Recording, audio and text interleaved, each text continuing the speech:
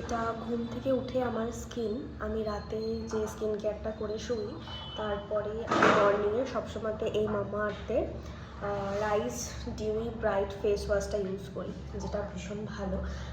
আমি এটা বেশ বিগত অনেকদিন ধরে ইউজ করছি। তো এটা ভীষণ কম কোয়ান্টিটিতে লাগে,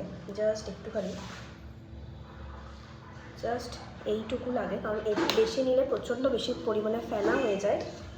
আর এটা অয়েলি স্কিনের জন্য বা কম্বিনেশন স্কিনের জন্য খুবই ভালো।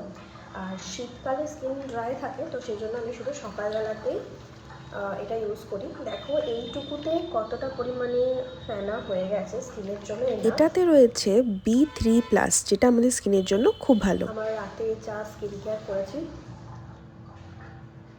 সেটাকে রিমুভ করে এই প্রোডাক্টটা ক্লেম করেছে rice water, brighten skin, niacinamide gives even skin tone, gentle cleansing formula.